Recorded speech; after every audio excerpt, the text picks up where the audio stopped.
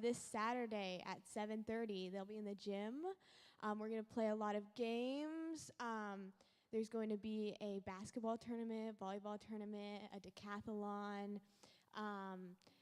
hula hooping contest, and ping pong. We did announce as well that there would be a lip syncing contest with auditions on Wednesday, but we're no longer doing that because time. But there will be a karaoke instead, no auditions, so anybody can come, and it will be there as well. So yeah, hope to see you there.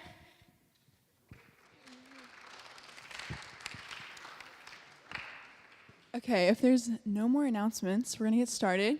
Welcome to Women's History Month Chapel. Thank you, thank you. There's a lot of girls that worked really hard, and we're really proud to see what we've made. So I'm going to pray to get started. Okay.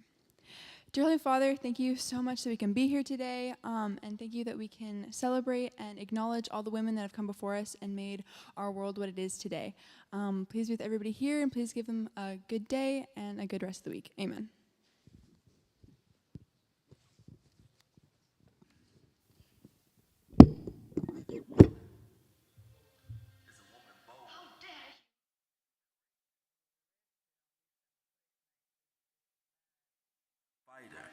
Risk taker, lawmaker, were always rationalized as favors to women. educator, creator. Anybody asked what I thought, I would write it. You see a woman, she's a leader. We, the people, have the power to build a better future.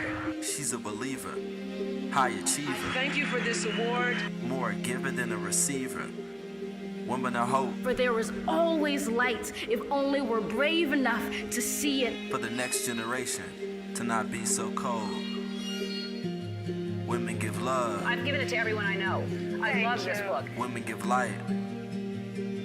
Women are the essence of life. Is she everything that we said she wasn't? Who will have the power to shape our children for the next 4 or 8 years of their lives? Or is she everything that she said she wanted? Just look in her soul. We can see her light shine. What is a woman?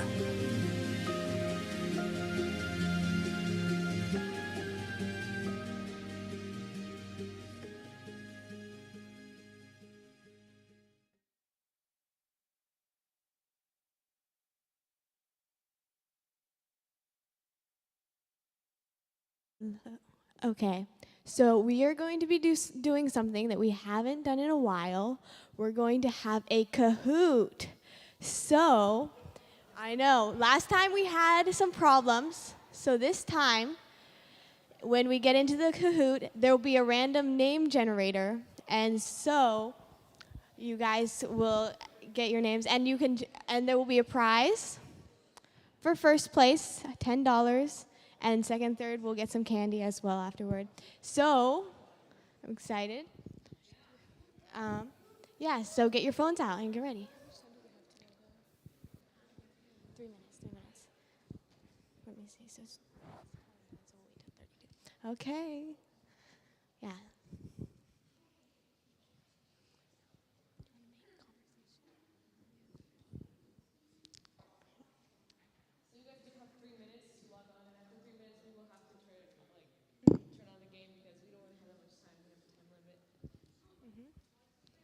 We need the code, though. Yeah. We're waiting. The code on the screen? Give us a second.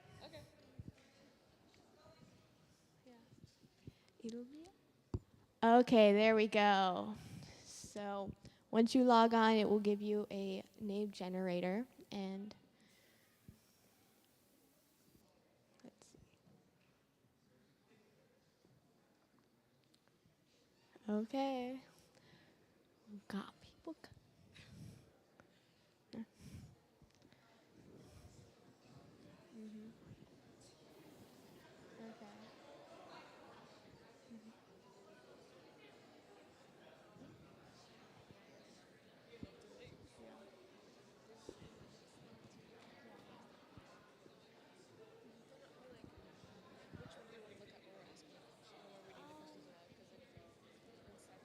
let's look at that one, yeah. Make sure to have them take a screenshot. Yeah. Okay. When you're done with the game, take a screenshot of the place so then we can know who has. Yes. Yes. It's been. We'll give it one more minute. And there's only 220 kids in the school. I doubt all of them are here. So once it gets to like 160, if we're not.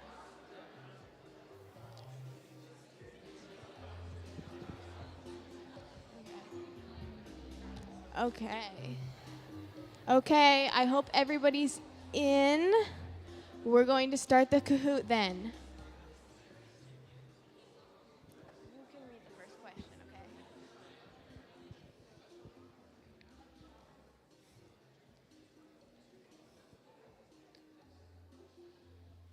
Which date is International Women's Day? Okay, get your answers in.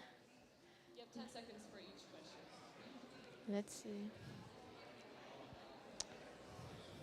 Now, I wonder. Okay. 58 people. Good job. Okay. And Golden Alpaca is leading on the leaderboard. When was Women's History Month established? Okay.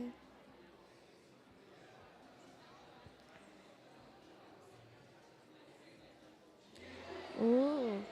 Yep, it was established in 1981. Okay. Oh, change in leaderboard. Honest Ibex.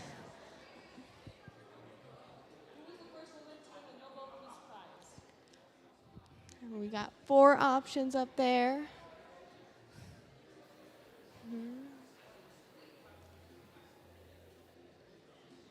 Yes, Marie Curie. Oh, and no change to the first 2. Which female singer has won the most Grammys? I hope they know. Yeah. Yeah, Beyonce has the most. Okay, Honest Ibex is keeping on the top. Which were the first Olympic sports to allow female competitors? This one's a harder one.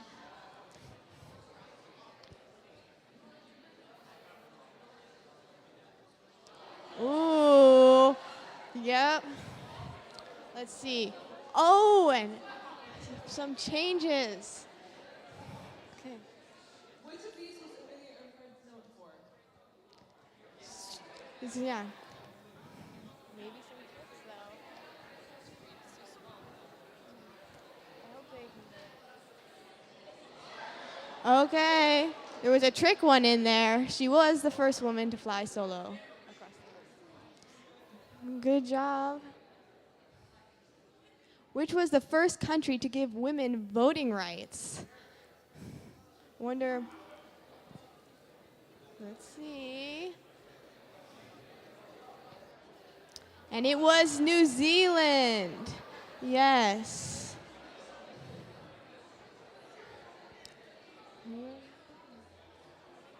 Which is the first country to elect a female president? Let's see.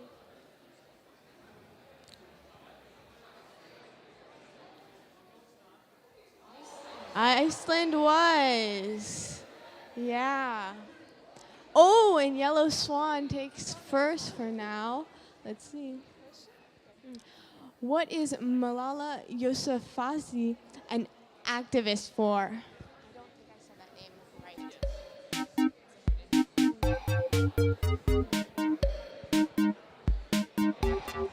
right. Good job, good job. Very many people got that right. That's good. And Blue Emu is up top now.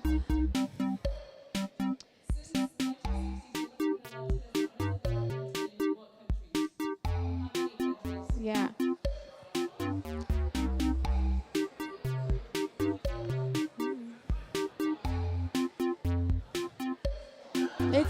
It's actually 59. That's pretty good. Yellow Swan back in first. Who was the first woman to go to space, to be in space?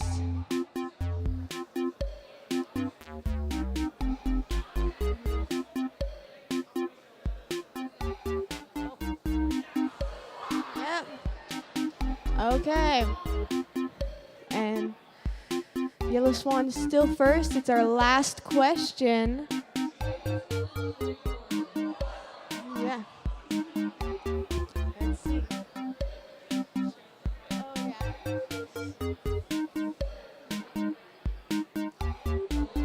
Oh, yeah. Okay. Let's see for the podium.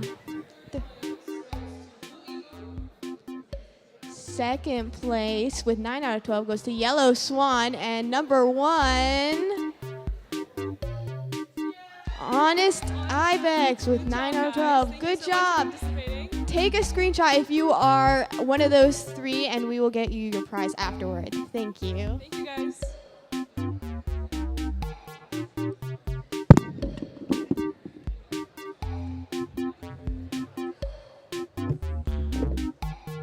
All right.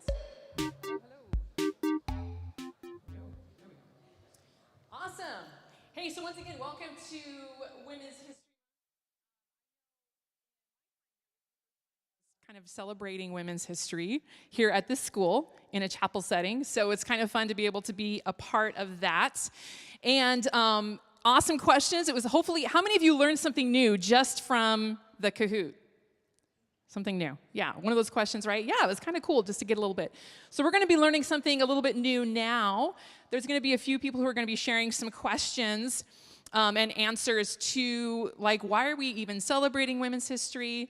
And that kind of thing. So the first question, which will be answered by Mina. Give it up for Mina.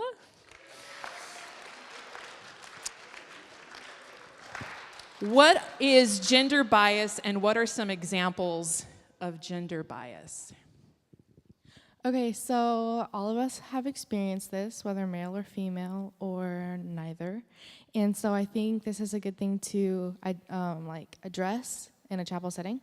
So like one thing that is a gender bias that I have recognized in this society is Halloween costumes. And so I don't know if anyone else has noticed this, and this bugs me a lot actually, because I'm like, you know, when I have kids, or like some of you have like daughters and stuff, it's hard to see like the guys' costumes. There's like doctor and police officer, and then for women it's like the sexy nurse, or like they're objectified in the costumes. And it's I don't know, I guess it's hard to see that. Another thing is car insurance. For men, car insurance is more expensive because they're known to be more reckless drivers. So that's another gender bias. Another thing is being the breadwinner. So a lot of times women are expected to have an education, but not necessarily always be using it. They have kids, and you're supposed to stay home with the kids, take care of the kids, whether you make more money or not, and the man goes to work and has to go to work, and a lot of times families get shamed for switching those roles. And then another thing is pastors. Especially in the Adventist community, it is hard for a woman to become a pastor, and it is looked down upon in a lot of cultures. Another thing is anger. Like if a man shows anger in a workplace, he's passionate about his work, but if a woman does, sometimes she's considered irrational or emotional. But then there's another kind of stereotype that men aren't really supposed to show emotions besides anger. And like they're not supposed to cry because they're looked at as weak. And so these are just some things in our society that are considered like gender biases that like aren't fair to men and aren't fair to women. So thanks, guys. Thank you.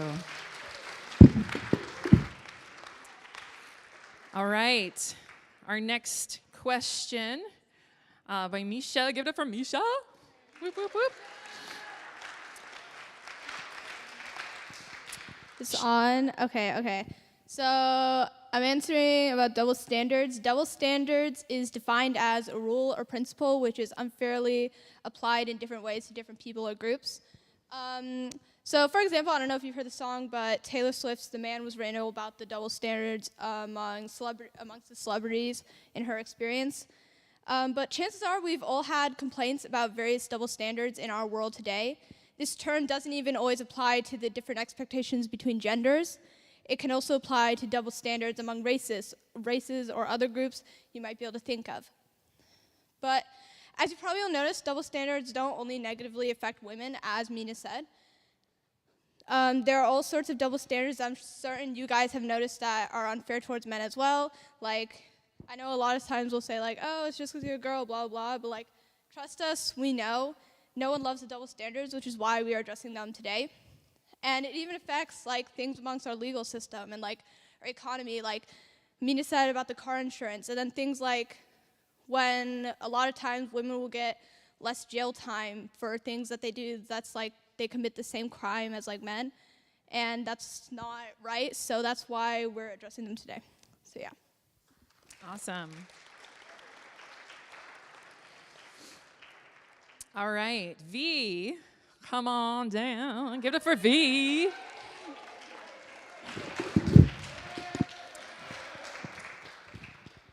So V is going to be sharing about some recent breakthroughs in women's accomplishments.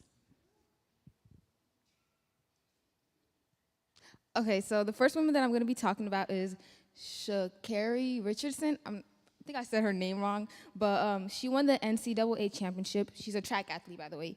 And she won the championship, setting a 100-meter record for women under 20, and she still holds that record. And she's going pro now because she's 21, and once you go 21, you become a pro athlete.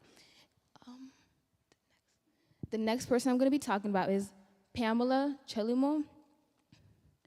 And she specializes in the 800 meter, and she won the 800 meter in 2008 at the age of 18, which is really significant because not many people have made it to the Olympics at such a young age. She's also a Kenyan runner, and she's one of the youngest women in Africa to go to the Olympics. The next person I'm going to be talking about is Katherine Johnson. Katherine Johnson was a black mathematician and was one of the first African-American women to work as a NASA scientist. She has a movie about her. It's called Hidden Figures. I'm pretty sure a lot of you have watched it. It's on Disney Plus, I think. And yeah.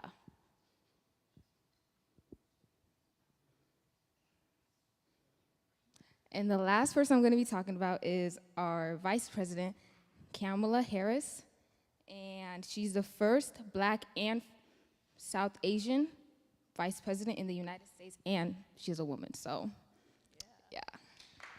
All right. Awesome. Next, you're going to hear some different perspectives and about some different historical figures of women.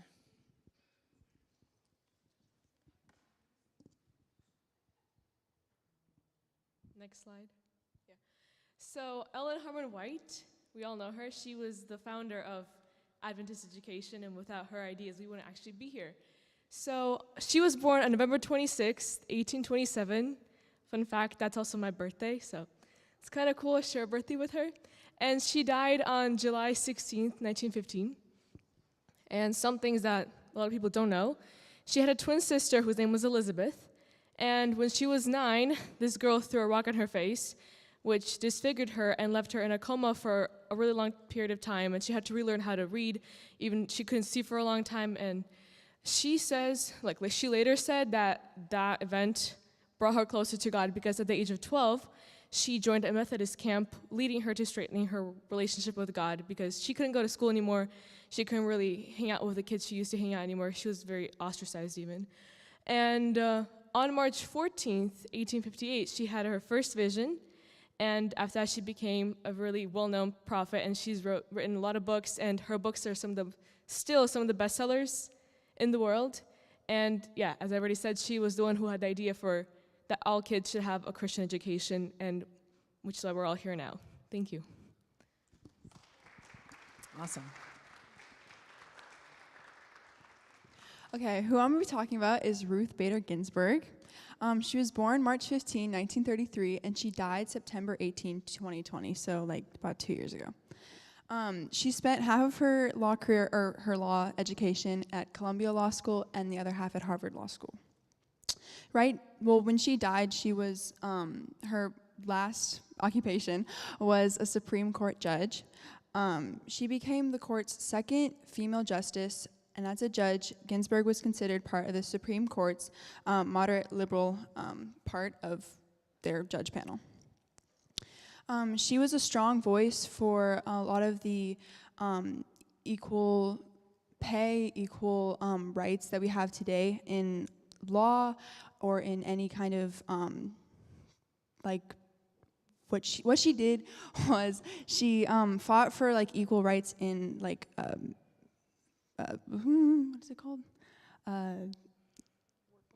Thank you. Workplace. So they worked for different rights that they had as women in their workplace. In 1933, she was appointed the Supreme Court judge, and she actually won a lot of cases in front of the Supreme Court. Okay. Awesome.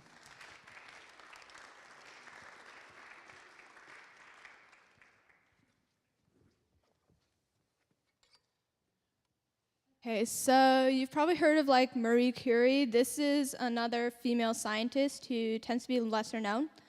Rosalind Franklin, she lived from 1920 to 1958, and she received her doctorate from Cambridge University. She spent a few years studying X-ray diffraction / crystallography. In 1951, she joined the Biophysical Laboratory in King's College, where she did research on DNA, using her knowledge of X-rays to study its properties and structure. She later transferred to the crystallography laboratory at Birkbeck College, where she and several others studied RNA proteins. Franklin's studies were unfortunately, though, cut short due to her untimely death due to cancer. Okay, but her significance is that she discovered the density of DNA, and that DNA took the form of a helix, which scientists James Watson and Francis Crick later built their own research off of. And those two men went on to win a Nobel Prize, but despite the fact that the two of them used Franklin's discoveries to further their own, they failed to give credit to Franklin at the time, only admitting to how they had used her research later. And obviously she couldn't do much about it because she was dead. So yeah. Yep. So I'm going to highlight the women's U.S. soccer team. Anybody ever watch women's soccer? Come on. Okay, if you haven't, they're pretty amazing. But this is something that probably is one of the most recent, I think, breakthroughs in equality in regards to women. And next slide. So this shows a little bit of what the U.S. national soccer team's gender pay gap was between men and women. So the blue represent the men, and the pink there represent the women. So I'm just going to break it down for us here. So on the top left there, individual player pay per exhibition game. You can see there's a big difference there in the pay.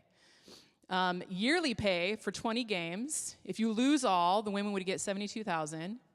If the men lose all, they get $100,000. If you win all, the women get $99,000. If you win all, the men get $263,320. The World Cup bonuses per player, you can see big difference between men and women, right? So third place, second place, and first place. First place being a huge difference. So $75,000 for the female versus $390,625.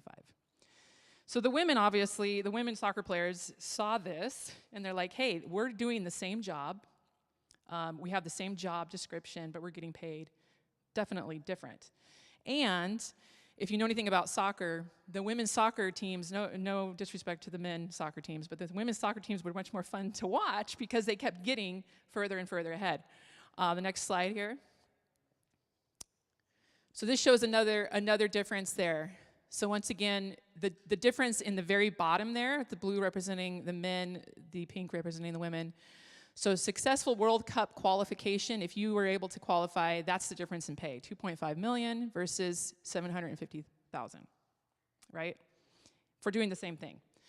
So let's check out, I think that there's a little video clip here. This is gonna kind of, if some people are like, wait, I don't understand. This shows, before that. So yeah, this went out. They actually, and this took a lot of courage from them if you've been following the story. They actually sued their boss for equal pay. So they as a team sued the U.S. soccer, what do you call it? I can't see it there. Thank you, Federation. And they even said, like, we might get fired for this, but if we do, we just feel like this is such a wrong thing. So last month, they actually finally got a kind of a conclusion to them having to stand up for themselves. And I think for women, and I'm speaking even from experience, for women it's sometimes hard to stand up for ourselves because we don't want to be the person making the big stink. We don't want to be the person that's going to be titled or been given all sorts of names in the book. You can probably know what some of them are. And so a lot of women just like keep their heads down and don't say anything. And so this took a lot of courage for them to say, no, you know what? What's being done is not right, and we're going to stand up for ourselves. So here's a little video clip to kind of show a tiny bit of that story.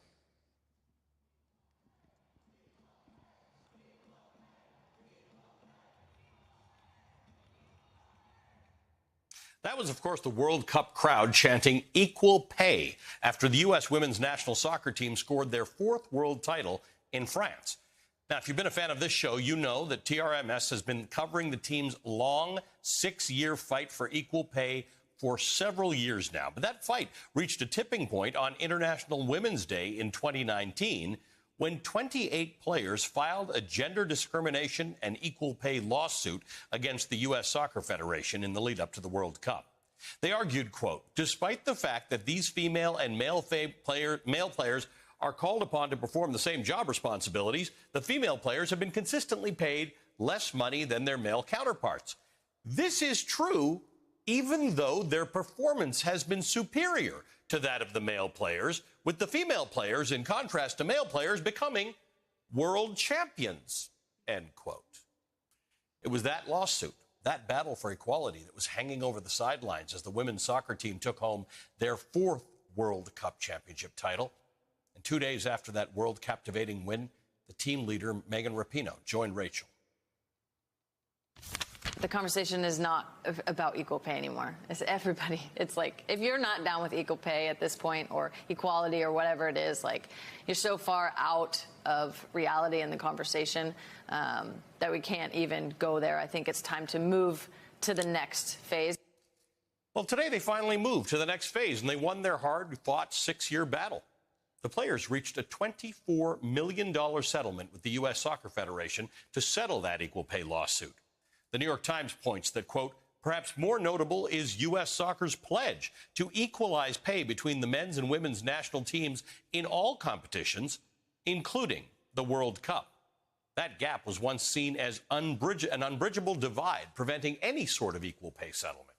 If it is closed by the Federation in negotiations with both teams, the change could funnel millions of dollars to a new generation of women's national team players, end quote. Now, the settlement falls short of the $66 million that the athletes were initially seeking in back pay. This settlement is still a victory for the women's national soccer team and for the fans of the team nationwide. So that happened last month. That was a case that was won last month. And before we go to our next segment, I just want to encourage you. Sometimes it is hard to stand up for what's right, depending on male or female, right? But just like that story shows, when you do stand up for what's right, and sometimes even if it's for yourself, the ripple effects hopefully will impact others as well, as they were saying, that this might be the start of actually bringing equality to others as well. If you watched, anybody watched that World Cup game in 2019? Yeah, I see a few hands. They played that game after they had filed the lawsuit. Can you imagine that pressure? And if you see the documentary that they have out there, they talked about the pressure that was on the field, that they had to follow up what they were saying by winning a game that you can't always have control over, and they won it. Pretty amazing. Okay, our next person is going to be talking about how to show support for women.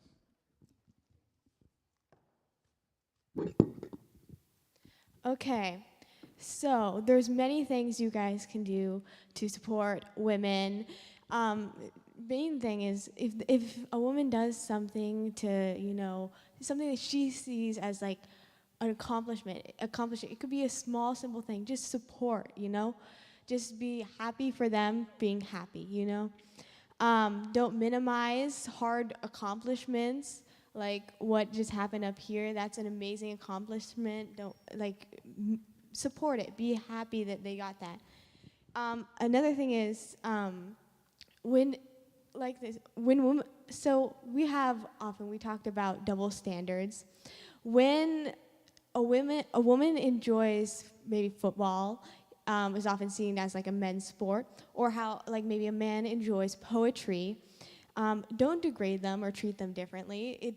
They're both valuable like things to enjoy. You can enjoy whatever you want, and we're all different. If we were all the same, it would not be a very interesting world, or we wouldn't have what we are. God loves us, each and every one of us, because we are different. Maybe a bigger thing you can do is raise awareness for, or maybe donate to a cause for helping people overseas. There are countries in the Middle East where women still can't vote and still can't get an education and have to follow everything that their husbands say.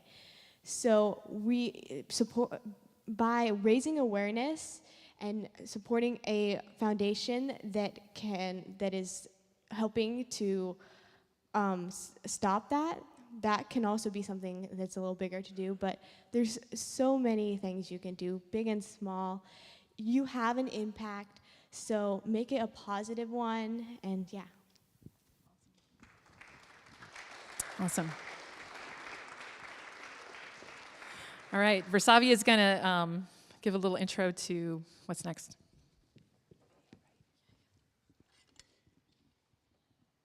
So we went around and interviewed a few of you guys in the past, like the week before spring break, and we asked you guys, who is a woman that has impacted your life, and how does she impact your life? And so here are your answers. For me, a woman who has empowered me and helped me through life is obviously my mom, helping to raise me and make me the guy I am today, and giving me the values I have and the morals I have, and just overall teach me what it is to really be a good person in this world. I would say probably my mom, because she's been through so much and I've seen her grow a lot, and I'm just very grateful for all things that she's done for me and my siblings and my family. A woman that really impacted my life is my girlfriend, Larissa. She kind of showed me what love is and what love truly feels like, and yeah, she kind of changed my life. So. A woman that impacted my life was my first grade teacher, Mrs. McPherson. She really instilled the love of reading in me, and I think our whole class. She just really made first grade really welcoming, especially for someone who's so shy as a little kid. Go. Okay, a woman who impacted my life, I would say, is my Nana. She instilled her work ethic into me, so get the job done, get it done quickly and good, and do your best. Yeah, that's about it. A woman that's impacted my life is my mother. She's a really great woman, and she's helped me a lot. Actually, she's struggled through hardships, and I'm really grateful for her. A woman who has impacted my life. There is a lot. First thing that comes to mind is my mom. My mom is a really hardworking person. She's worked just as much as my dad has for almost her entire life. She's really amazing, and she's also been the one to kind of be the main one raising us kids, as well as working for the family. She's really dedicated and devoted to being a good mother, and it's really kind of impressive. I think if I had to pick another of just some person who's impacted my life, I couldn't really pick between them, but my two sisters. Very much different people, but they've helped me in a lot of different ways, and they're pretty awesome too. A woman that's impacted my life is my mom, because she's the one that started it all for me. One of the women who's impacted my life a lot has been Zoe. She's always been there for me when I needed it, and like, I don't know, just kind of always picked me up my feet anytime like I fall and like messed up. She's always been there for me, like cared about me even like I'm sick or just struggling with life. She's always got me. And yeah.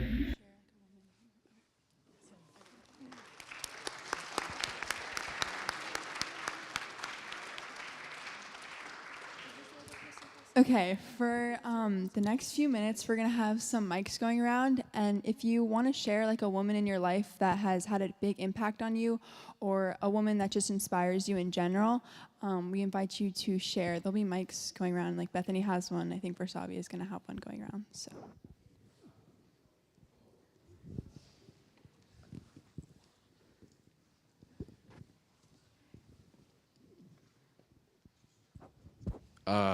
I'd just like to say my mom. She's done a lot for me.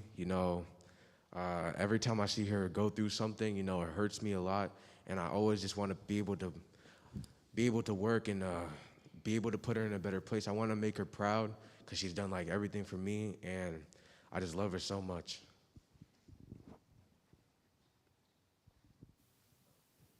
A woman who inspires me would be Mrs. Gracious.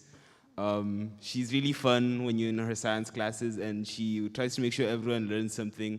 So yeah, Mrs. Gracious really inspires me. Thank you, Mrs. Gracious.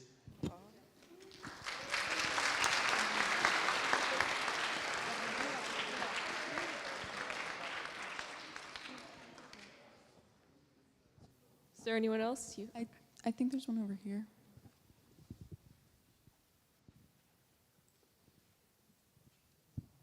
Okay, there are many women who inspire me, but the one that comes to mind immediately is my great-grandma. Many people don't believe this, but she ran marathons in her 90s, and so she inspired me to go to do cross-country and start running, and so yeah.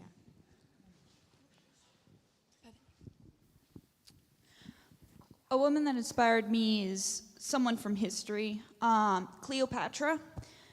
Because not only was she dealing with the Roman Empire at the time and was trying to bring Egypt out of the ditch, but she also knew her native language as well as 9 other languages. So she could speak to people in their own language and secured a lot of treaties that way and was able to talk to people. And I don't know, just kind of a history nut, but I like her. I would say my grandmother, because she took care of me when I was younger, when my dad was in Afghanistan and my mom was in the hospital, and I was a crazy kid, so yeah. I don't have a grandma, but I'd say my mom. She's taught me a lot in my life. Yeah.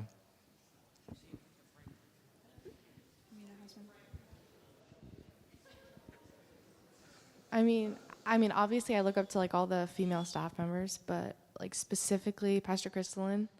I look up to you a lot, and I think you're amazing and like a really strong woman. Also Mrs. Gracious, also Dean Stephanie. I look up to her a lot, talk to her about anything, and she's strong and like independent, and I think that she's a great example for young women. All 3 of those women are. And then also there's a lot of like younger people like that we live with and like go to school with that I look up to, like Sophia. You guys don't, some of you may know her. It's Sonia Garvey's big sister. She was my RA freshman year. She had a big impact on my life. She's an amazing RA. Also Emily, who's my RA now. She's a great RA, and I think she does a good job at her job. Also all the other RAs, like they're leaders on campus, and I think they do a great job, the male RAs included. One lady I gotta shout out who comes in clutch 24/7, Miss Eschbach, with the snacks and all that, Always.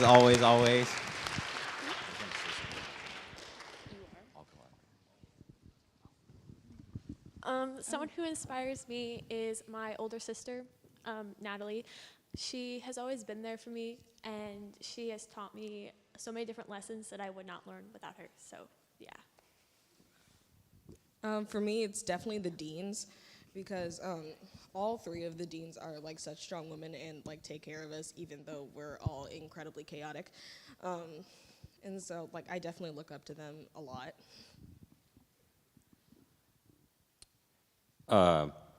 Now, I don't know that many women, but like someone that inspired me a lot was,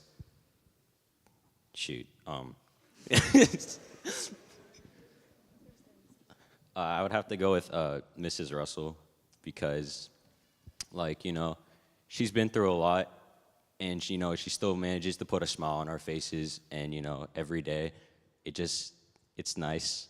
She also helped me figure out what a metaphor was, so. Yeah.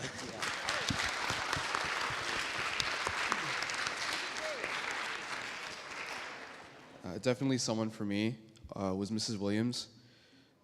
She was one of like many people that was like, I see potential in you and I know you can do great things. She's the one who taught me that motivation doesn't come if you wait for it. That you need to take it into your own hands and just start now. And she really helped me get started and really believe in myself and what I can do. For me, I would have to say my mom because it was like only her raising me when I was little because my dad, he got arrested when I was 2.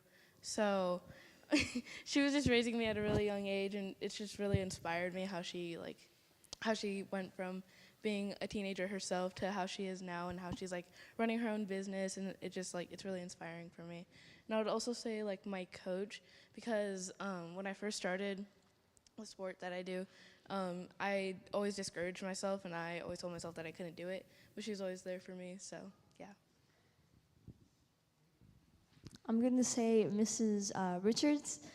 She's always she's really relatable. She always tells us her stories in class, and it's really nice to hear someone like with all this advice and knowledge, and just she loves talking to us, and she always puts a smile on my face. And she raises 2 boys that are crazy, so yeah. I know everybody has been saying their mother, but I'm gonna say my mother as well because she was the one who basically made me me. She told me to not give up. She told me to be myself, and she was just always there for me. And she is also a hard worker, just pushing through everything. All right, wait. Okay, I gotta shout out Mrs. Gina. She's awesome. You know, I'm stressed a lot. I go over to her room, I have some tea, and I feel better.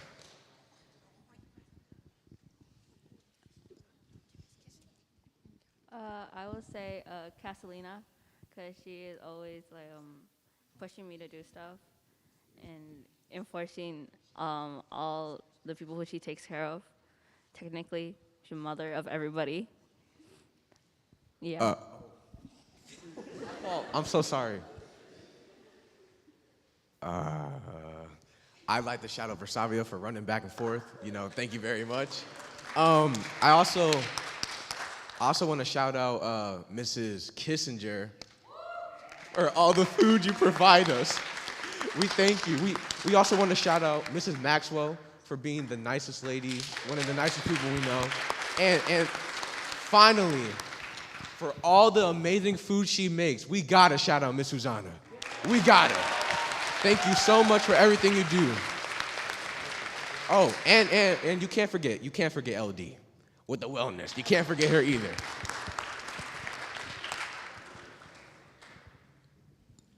Oh, I just want to say a big thank you to Mrs. Maxwell as well. She's in the office like all day. She's dealing with all kinds of people inside the school, outside the school. She's dealing with our packages, I think. She's also like sending out the weekenders, dealing with the items in Lost and Found, and all other office stuff.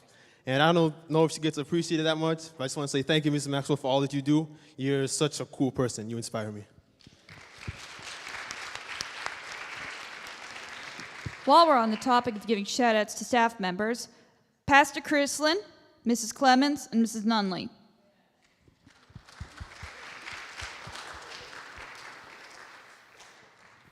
I would say the person that inspires me has to be my grandmother. She allows me to go to the school and to actually hang out with my friends, get stuff done. And I'd say that really inspires me. She helps me through a lot of stuff, so yeah. Happy birthday, Mark. I definitely say Mrs. Fackenthal for taking on choir, bells, and Sylvan all at once, all of a sudden.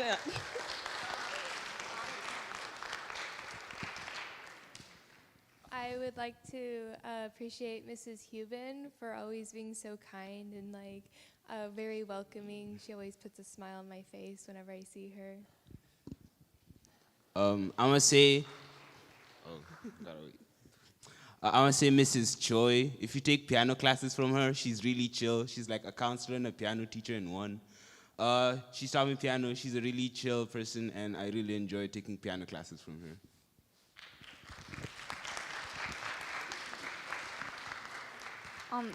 I just really appreciate Miss Clemens because I don't really see her that much or anything, but she's our family group leader, and she always makes sure to she brings lots of snacks and make sure that we're all fed after it. And even those of us who are dietary restrictions, vegan, gluten free, she always makes sure to have stuff for us, and she's just very welcoming and really nice. So yeah. I'm sorry if we didn't get to anybody, but we are running out of time. But just all these people, every woman on this campus is inspiring, and I'm so glad that everybody here has been blessed by the amazing women in their lives. So, Pastor Kristen. Awesome. Before we wrap up with prayer, I just wanted to end with Jesus' example of how he empowered women. And there's these two verses here. But before I do that, I want to do a shout out to my daughter. I look up to her even though she's shorter than me. My daughter, Avery, she's 6 going on 13.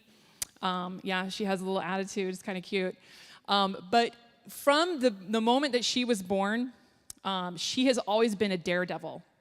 She would go down at the age of 2 years old, down the slide Superman style. Hands out, head first, on her stomach. And my husband, he was always like, oh, wait, you're going to get hurt. And then he read this really interesting thing talking about biases where on the playground, girls are sometimes treated like they're going to get hurt. And boys, if they get hurt, they're like, oh, just brush it off. And so he was like, no, you know what? If that's her personality, if she likes to go head first down the slide, awesome. And so I think there's always little things that we can do to celebrate people, just like Jesus did. So Luke 8, 1-3, if some of you can't read that, this is a powerful verse, and a lot of people aren't aware of this one. Soon afterward, Jesus began to tour in the nearby towns and villages, preaching and announcing the good news about the kingdom of God. He took his 12 disciples, along with some women who had been cured of evil spirits and diseases. Among them were, he starts naming them, Mary Magdalene, from whom he had cast out 7 demons, Joanna, the wife of Chuza, Herod's business manager, Susanna, and many others who were contributing from their own resources to support Jesus and his disciples. In other words, these women had money, and they were following Jesus. They were some of the disciples who followed Jesus, in addition to the 12. And then this last one, Matthew 28, 8-10. The women ran quickly from the tomb. So Jesus has just rose from the dead, right? The women who saw that, they run from the tomb, they see the empty tomb. As they went, Jesus met them and greeted them. And they ran to him, grasped his feet, and worshiped him. Then Jesus said to them, don't be afraid. Now notice, they're not afraid because they're grasping his feet and worshiping him. So what is he saying don't be afraid about? And I believe it's about what he tells them next. Don't be afraid. Go and tell my brothers to leave for Galilee. They will see me there. In other words, don't be afraid. Go and preach. Don't be afraid. Go and tell my brothers. Now, he could have maybe appeared to the brothers, to the men, but he chose to appear to these women. And so I tell you to all of us, not just the women, but the men as well, don't be afraid. Jesus empowers all of us, and then let's also then take that and empower each other as well. I'm going to invite our Katiana to come up and close with prayer.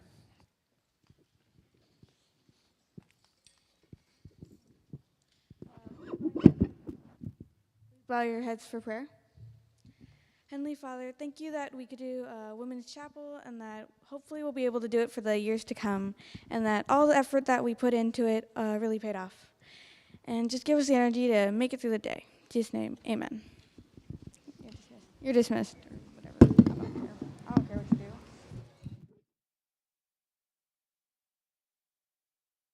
do. Hello. Oh, there's also candy in the back. So yeah, go get some candy.